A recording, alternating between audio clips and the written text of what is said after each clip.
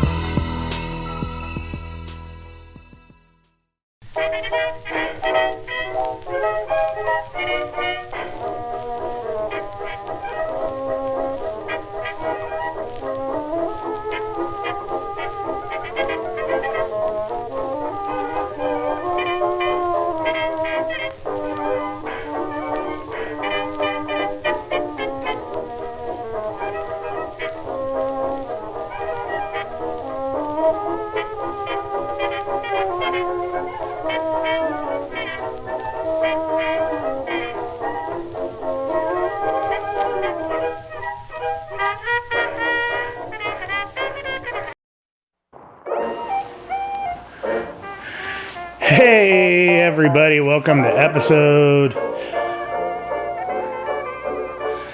It's either episode 93 or 94 of Low Tide, the official program for Rude Planet. And I'm your host. You know, I gotta tell you, one of the big supporters of my channel is a user by the name of Thathead.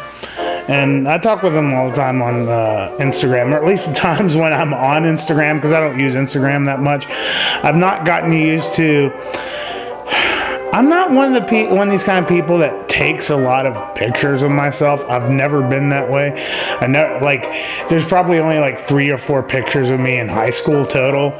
And, you know, it's I'm not one of these people that really shares a lot about my personal life. So, the whole Instagram thing is, it's a concept that, I'm not really familiar with.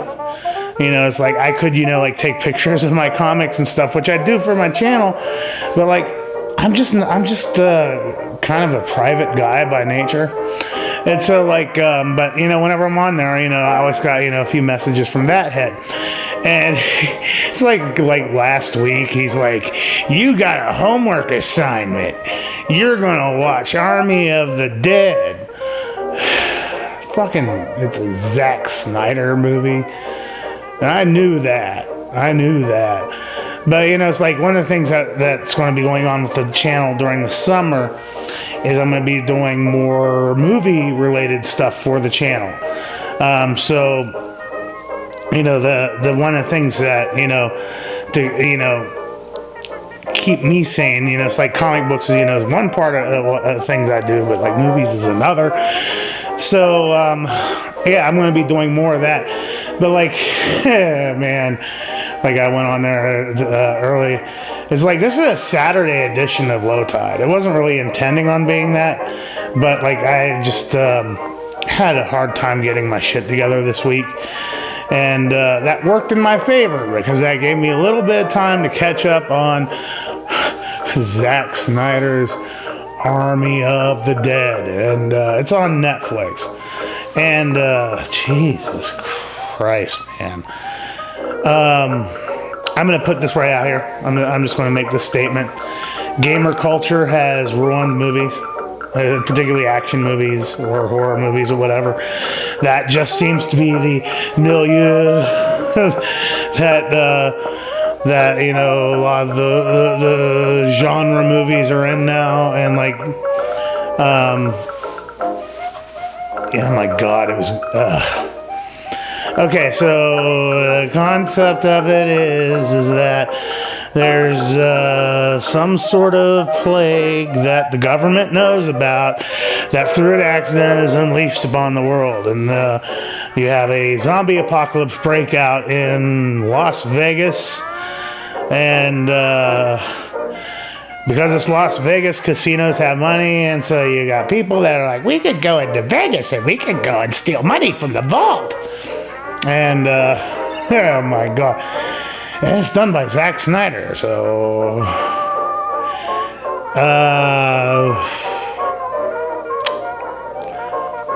I liked the intro. I was really amused by the intro. I thought the intro was done very well.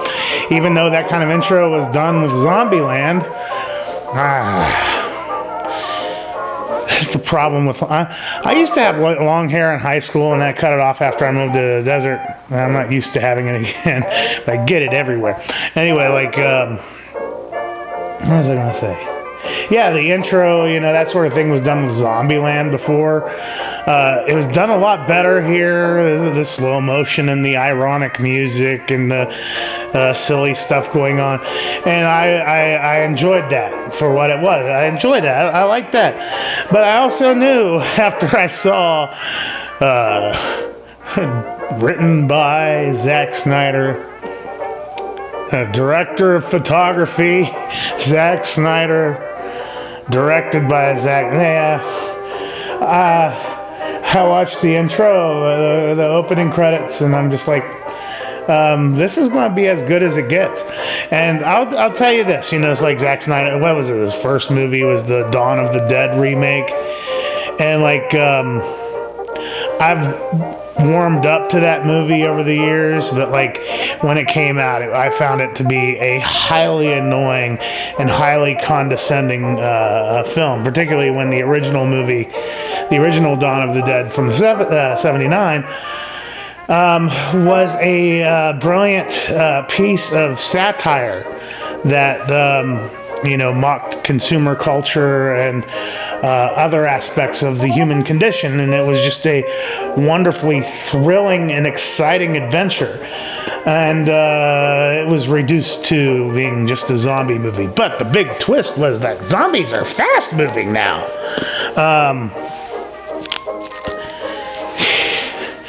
It's a much better movie once you get over yourself, 10, 15 years later. But it's still, it's just a zombie movie, and it's a genre that has been beaten to death. It has been beaten to death, and the ironic thing is nobody will let it die. It just keeps lumbering along. So like every zombie movie, every zombie television show is exactly the same.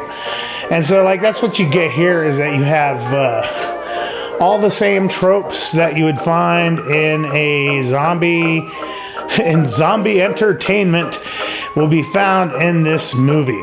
And, so like, there's not going to be any surprises. I could tell you the entire story, everything that goes from beginning to end, and I will still not spoil anything for you because it's already been spoiled. That's part of our pop culture. And so it's also reduced into silly action set pieces, which, like, goes back to what I was saying about gamer culture. It doesn't really matter much, It's like I don't play games. I hate video games for the most part, and so like seeing like stuff that you would find popular with what is it, like Left 4 Dead or whatever. You're gonna find here. Is there violence? It's a zombie movie, so yes, you're gonna have violence and gore, but who cares if it sucks ass? Oh my God! And then it's shot. It is shot with such a very narrow depth of field, and for those that don't know the lingo, the technical lingo, depth of field means when you see something that is sharply in focus, but the rest is blurry. And then a rack focus is when it goes from when you say like if you wanted to see, like, first start out with my microphone in focus, but I'm blurry, but then it switches over to me being in focus and the microphone being blurry. That's what you would call rack focus. And so, like, the genius decision is to film the entire movie with a very narrow depth of field, which is appropriate for things like an emotional scene, a dream sequence, or if you want to convey a certain level of claustrophobia, or something of that nature. It's meant to be dramatic. It's meant to be, it's meant to be something, or, it's like if you want to heighten, sense of danger or the macabre or ethereal things, you would use something like that. And it's something that's meant to be used sparingly. It's something that, like, is supposed to allow you to step out of the normal realm into something more untangible. Something more intimate.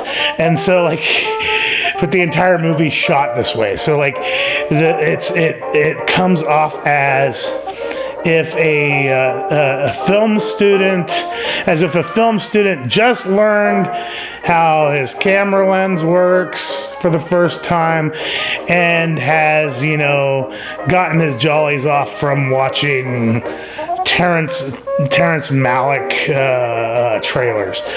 So, like, the entire movie shot in, like, this, very pretentious mode of filming. So everything looks like it's meant to be, part of a dream sequence. But then it drops into, like, stupid-ass comedy, which is completely inappropriate for filmic techniques. So, like, it comes off as pretentious.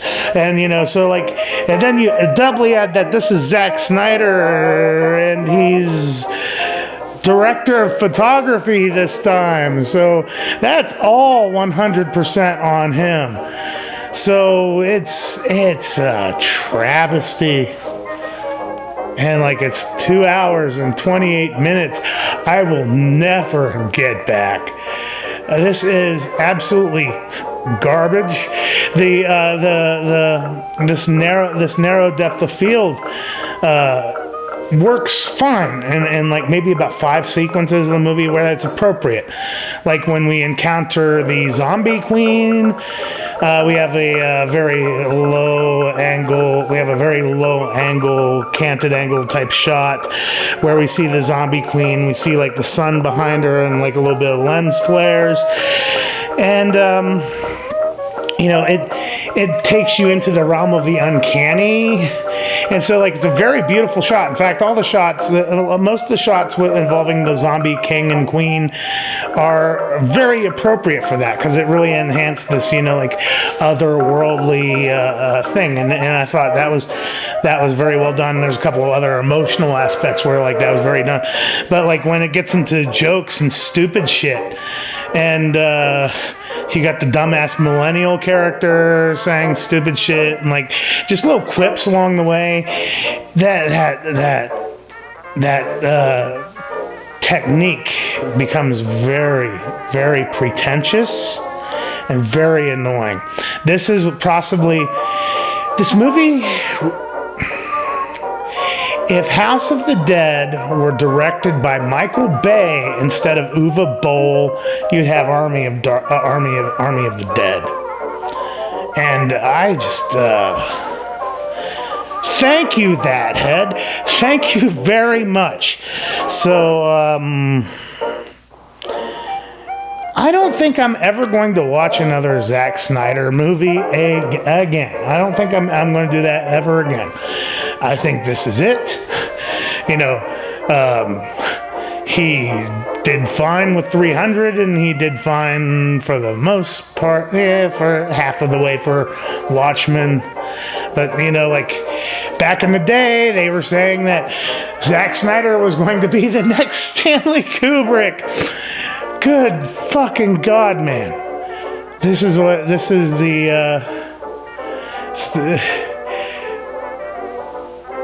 is it the worst zombie movie I've ever seen? No. But this is trash. Play video games. If you like video games, play video games. You don't need to have all your movies look like this, because there's some people out here that want to, it's like, if I want to watch a zombie movie, there's only so much you could do with it. You can't really have everything be like Pontypool, so just fuck off. So, welcome back. It's like the second box I've opened up tonight. Things have been a mess tonight. They've been a mess. And, I started to open up this box. And realized I didn't turn the camera on. So, I didn't make it that far. I didn't get to the books portion. But anyway, today, I'm going back to the well. There are a couple different boxes I like. I like the silverback box, and I like the Sell My Comic Books box. The box is the best. Today I have another Sell My Comic Books mystery box. They're $35 now. They used to be $30, but they've added bags and boards now. So, and this time is a Bronze Age series that they're doing. Limited to 100 boxes. And yeah, as I said, I already started opening up this box, so this is take 2. I'm trying to get as many done tonight, because right now we're having some decent weather in Arizona. Things are less than 100 degrees, and I'll take it when I can get it. So while there's a little lull in the weather, I'm going to try to get as many of the unboxing portions done tonight as possible. So I think I'm going to get 3. I've been debating about whether it'd be just 2 or 3. But I think, anyway, this is the second one I've done tonight. But anyway, the thumbnail. Here's the open box, so.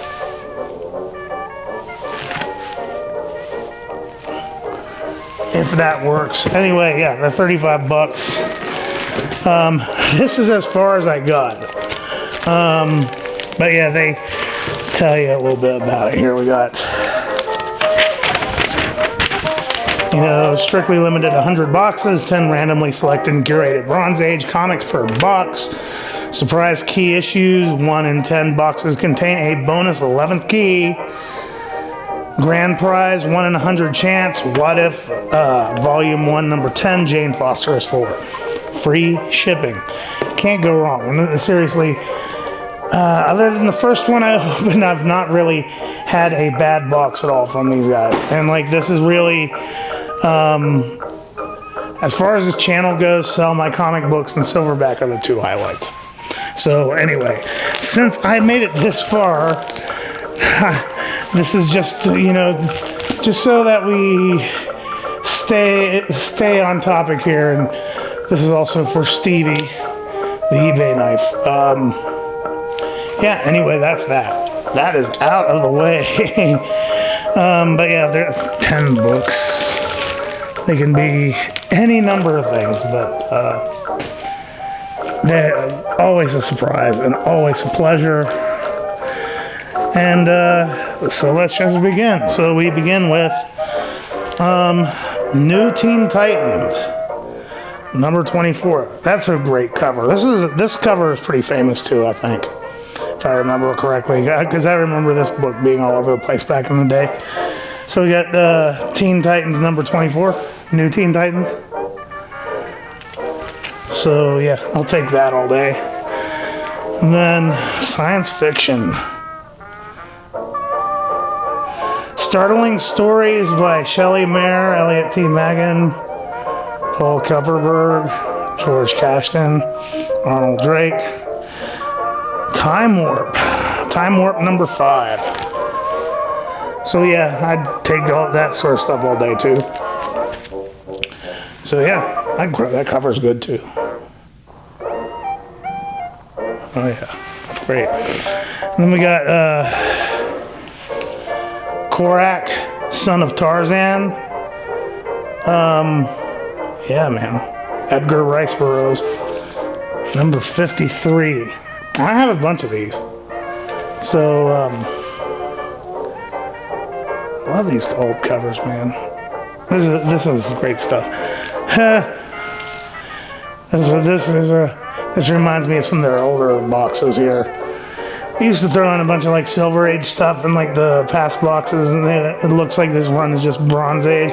This is a 15 center, but that's still, you know, can be early Bronze Age here. We got Betty and Veronica, number 169. So I'm not an Archie collector, so not too much of a big a deal for me. But at the same time, you know, it's like I do like looking at the covers and shit. So you got that. We got Richie Rich Gold and Silver. So Richie Rich Gold and Silver, number 5.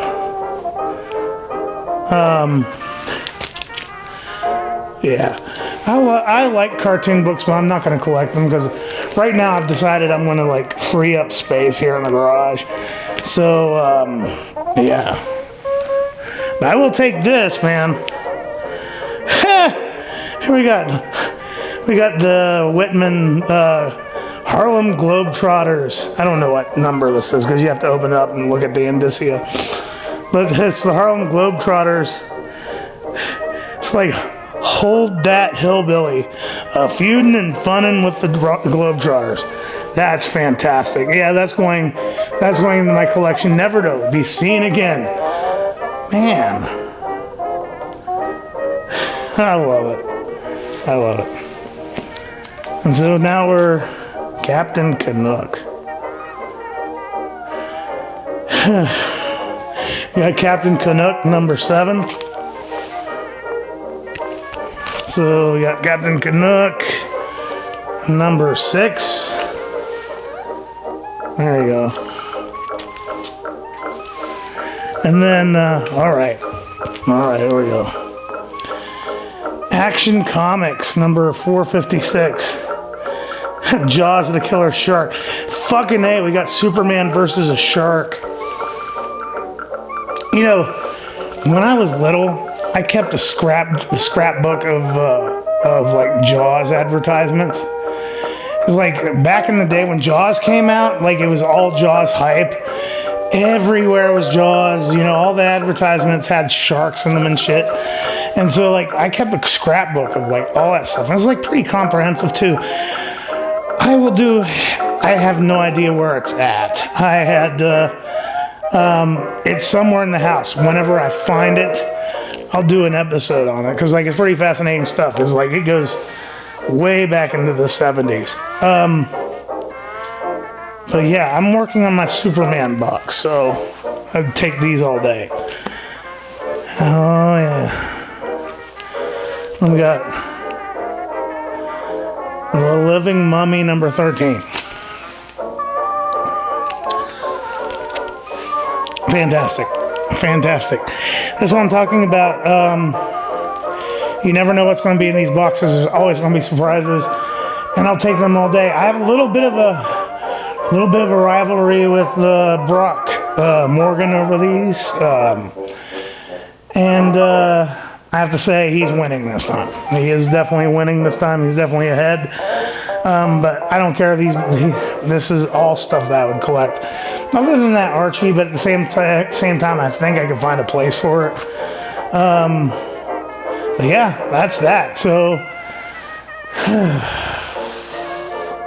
I got another unboxing in the can tonight, Matt. So anyway, May giveaway is still ongoing. I'm giving away the local comic book store foil variant of Something is Killing the Children, number 1. I'll be giving that away at the end of the month. If you want to participate, please subscribe to this channel, leave a comment on a May video, and be a U.S. resident. And also, the push for 500 subscribers is still ongoing. I'm giving away for that.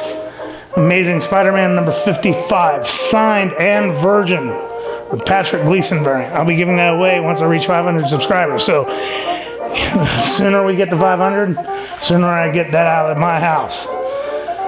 So that's that. Will I film another one tonight, man? I'm debating that. I'm going to take a break. But for you, I will see you on Tuesday.